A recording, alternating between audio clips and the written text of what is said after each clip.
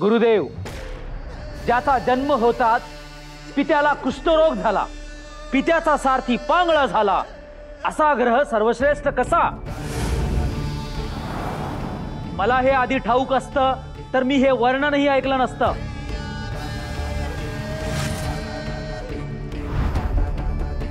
हा कसला देव, हा कसला ग्रह? राजन,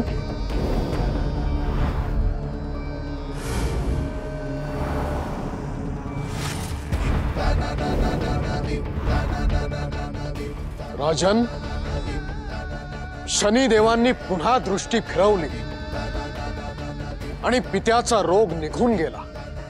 सारथी पूर्ववत झाला आणि ज्या घोड्याला अंधत्व आले त्याला दृष्टी आली.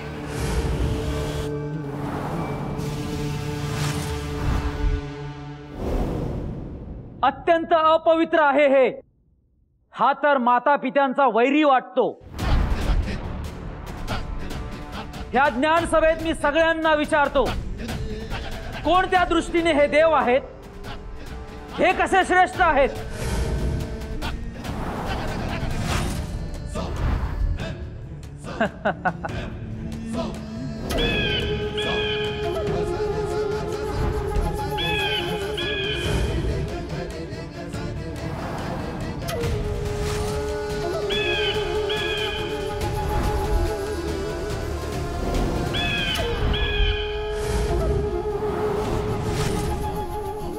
राजन, ही तर श्री शनिदेवांची चाहूल आहे.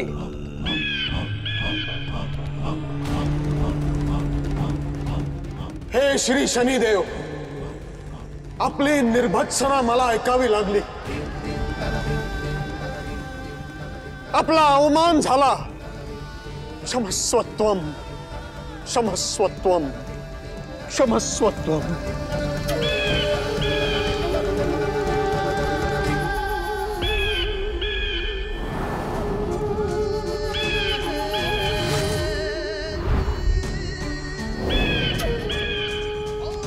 कसला आवाज आहे हा?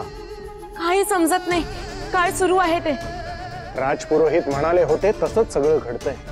हे अशुभ संकेत आहे. काय? तुम्ही पाहून तर या, काय सुरू आहे बाहेर. ठीक आहे, त्या ज्ञानसभेत तर मी जाणार नाही, पण बाहेरून बघून येतो. सेवकांना विचारतो. मला सांगा काय होतंय ते. होय.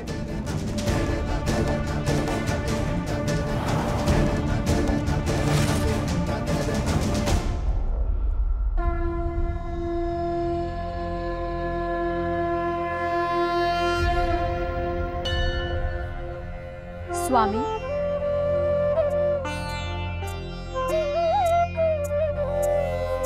सृष्टीत सगळ्यांचे भोजन झाले, तुम्ही कधी अन्न ग्रहण करणार आहात? तिथे शनी उज्जैनमध्ये उतरला आहे. विक्रमने जे करायला नको होतं ते तो करून बसला आहे. हो, ज्ञानसभा सुरू आहे ना?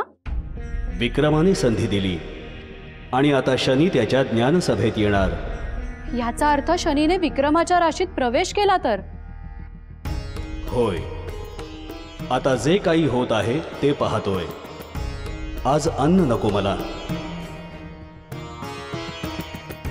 स्वामी, तुम्ही तर भूत भविष्य वर्तमान पाहता, मग हे पाहण्याचा आग्रह का? माझी भक्त आहे पद्मसेना. तिची श्रद्धा आहे की मी तिचा विवाह विक्रमासोबत लावून देईन. तिचा अपेक्षाभंग होतो आहे. पण तुम्ही संकेत द्या तिला की सत्य काय आहे.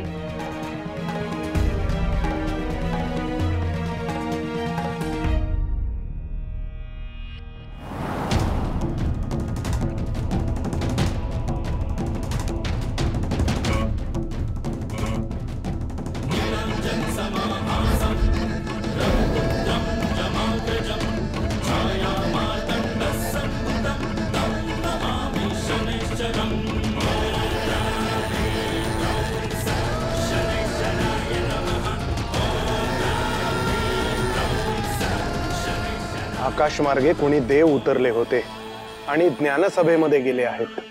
कोणते देव? आणि त्यांनी भूमीवर उतरावं असं काय घडलं?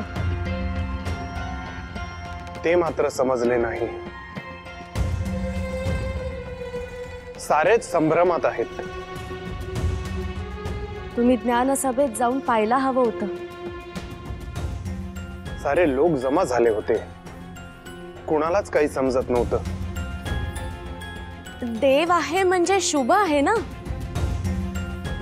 हसायलाच हवं. ज्ञानसभा तरी संपली की नाही? मी प्रधानजींना सांगितले आहे, ज्ञानसभा संपेल तसा मला संदेश द्यायला.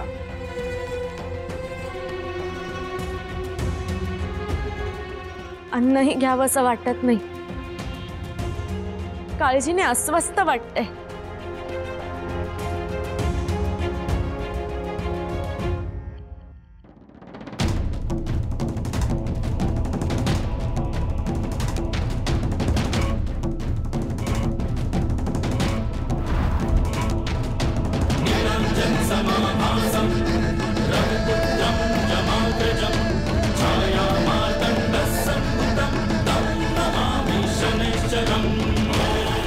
विक्रमादित्य, तू चक्रवर्ती सम्राट झालास म्हणून तुला अहंकार झाला आहे.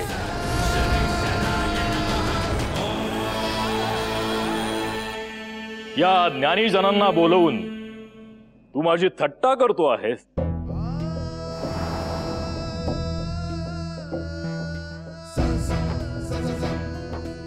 मी कोण आहे, माझे स्वरूप काय आहे हे तुला माहित नाही.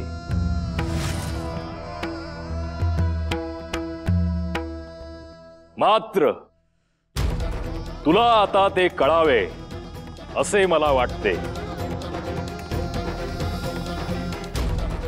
मी शनिदेव तुझ्या राशीत आलो आहे.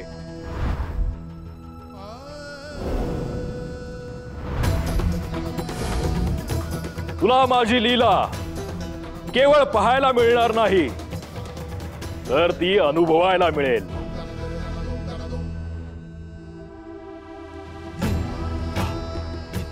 या क्षणानंतर काय होईल ते बघ.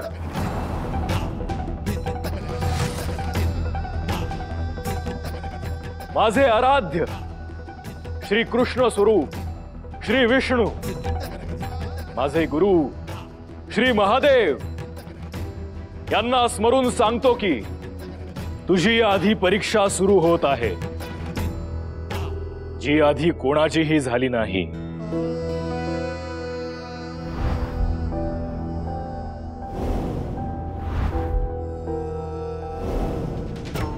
मी असत्याच्या बाजूला उभा राहत नाही, कारण जिथे सत्य आहे तिथे मी आहे.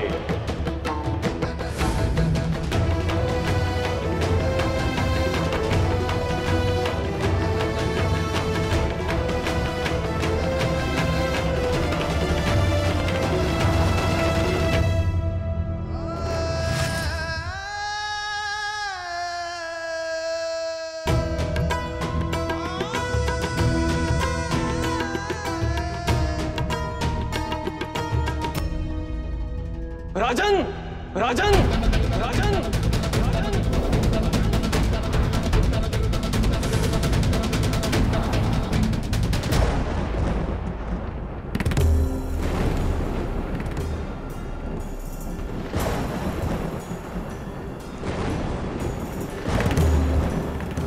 शनी, तू काय आहेस हे मला ठाऊक आहे.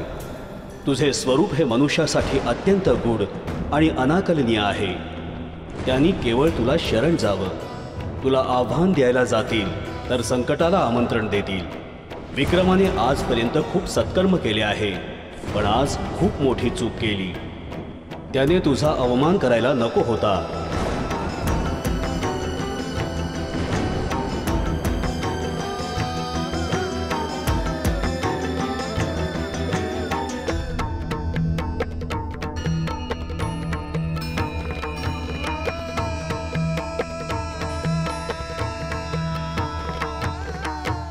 जे घडलं ते घडायला नको होतं राजन.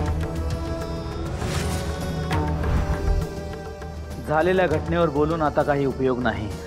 साक्षात श्री शनिदेव यांचा अवमान तुम्ही का केलात रांगण? माझ्या बुद्धीला जे वाटलं ते मी बोललो. मी हेच सांगत होतो की परमेश्वरी शक्ती समोर नम्र असावं लागतं, त्यांच्या पुढे नतमस्तक असायला हवं. माझ्या पुढे अजूनही जी चिंता आहे ती मिटली नाही.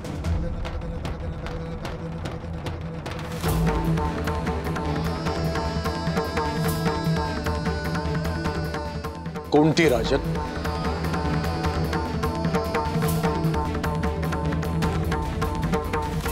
हेच की काही वेळात दिवस मावळेल, वेताळ कधीही येईल आणि तो माझे प्राण घेईल. वेताळ येणार नाही राजन. कशावरून?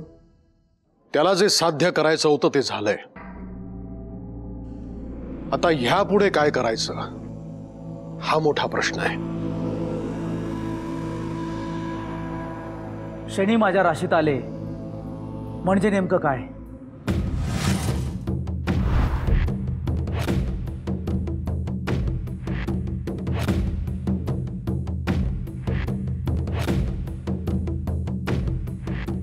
सांगतो.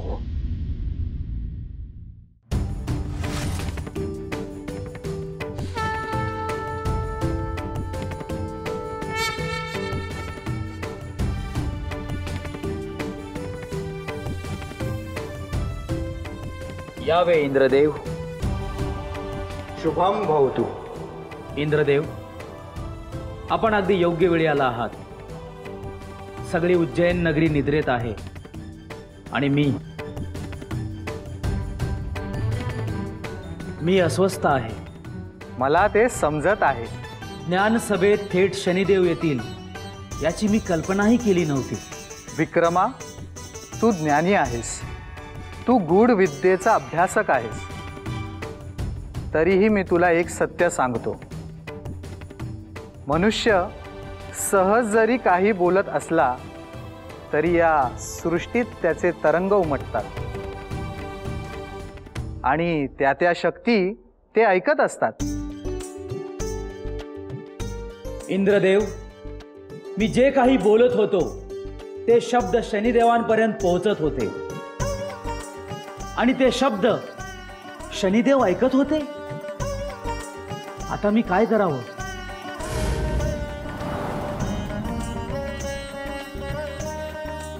मीही तोच विचार करत होतो की आता पुढे काय. तुम्ही उत्तर द्यायला एवढा वेळ घेतलात त्यातच सगळं आलं. विक्रमा, शनिदेव राशीत आले की प्रतिकूल परिस्थिती तयार होते आणि हळूहळू शनिदेव त्यांची पकड अजून आवळत नेतात. परंतु मी त्यांच्याशी स्वतः बोलेन, कारण तुझ्या बाबतीत काहीही प्रतिकूल घडू नये असे मला वाटते. मी प्रतिकूलतेला घाबरत नाही इंद्रदेव, पण मला माझ्या प्रजेची काळजी आहे. आपण श्री महादेव यांचे पूजन सुरू करा. श्री महादेव यांचे आपणास सहाय्य व्हावे यासाठी मी त्यांना प्रार्थना करीन. तुम्ही एवढं करा, मी उर्वरित पाहतो. शुभम भवतु.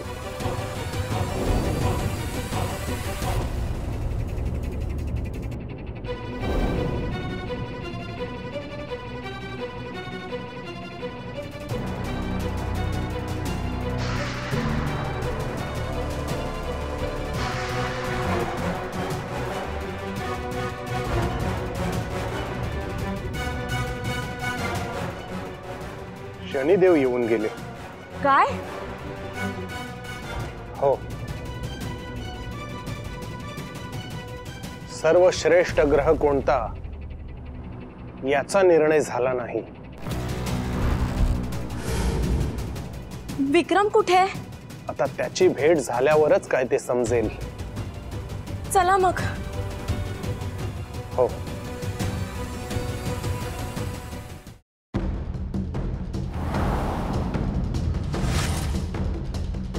विक्रमादित्य, या ज्ञानीजनांना बोलवून तू माझी थट्टा करतो आहेस. माझे स्वरूप काय आहे हे तुला माहित नाही.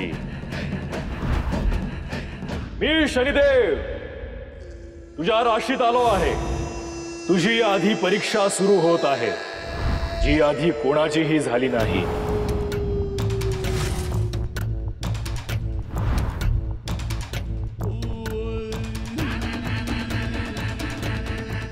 महाराज,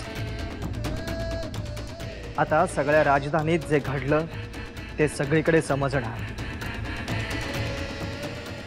त्याहीपेक्षा आपण आता काय करणार आहोत, तुम्ही पुढे काय निर्णय घेणार आहात हे अत्यंत महत्त्वाचं आहे. महाराज, मला या सगळ्याचा सारासार विचार करू द्या.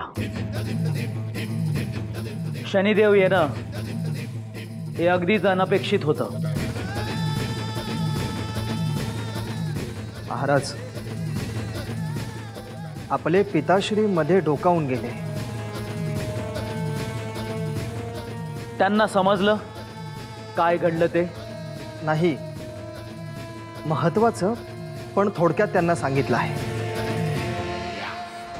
ते कोणत्याही क्षणी इथे येतील. येऊ देत. त्यांना काळजी वाटणं स्वाभाविक आहे. मी राजधानीत कोणतीही वार्ता चुकीच्या पद्धतीने पसरणार नाही हे पाहतो.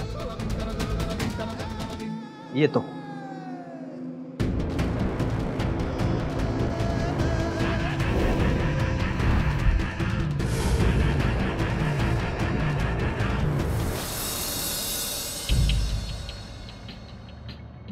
दिस मावळला आता. जाऊ का म्या? कुसुम, थांबतेस का थोडा वेळ? बर, काय काम करायचं सांगा. काही काम नाहीये ग. तू थांबलीस काही वेळ तर बरं वाटेल मला. का? तुम्हासनी काय झालंय? दिवस मावळला आणि उगाचच असं उदास वाटायला लागलं. कशातच मन लागत नाही. अहो, असं काय करताय? आत्ता पातूर तर किती उल्हास होता तुम्हाला, हा ना. आता हे काय कळत नाही. असं म्हणतात, असं उगाचच उदास वाटायला लागलं की काहीतरी वेगळं घडेल असं संकेत असतो तो. तुम्ही काय बी ध्यान देऊ नका. बघा, उज्जैन नगरीतून सांगावा येतोय लवकरच. बघा.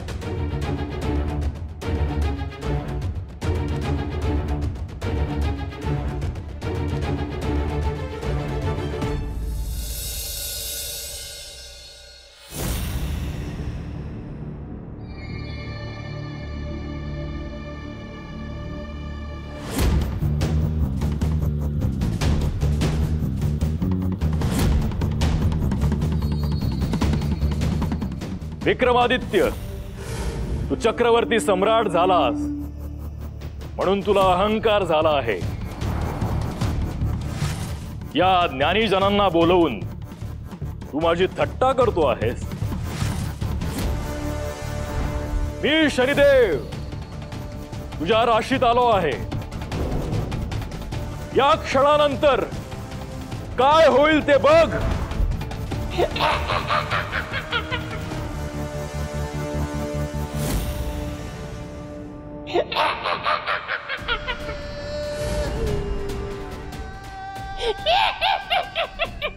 वेताळ, सूर्यास्त झाला की मी येणार असं म्हणालो होतं ना.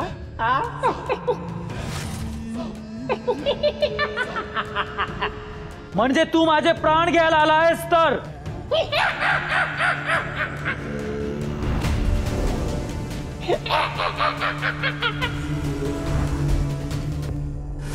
जय जय शनिदेवा, जय जय जय जय शनिदेवा, जय जय शनिदेवा, जय जय जय जय शनिदेवा, जय जय शनिदेवा, जय जय जय जय शनिदेवा.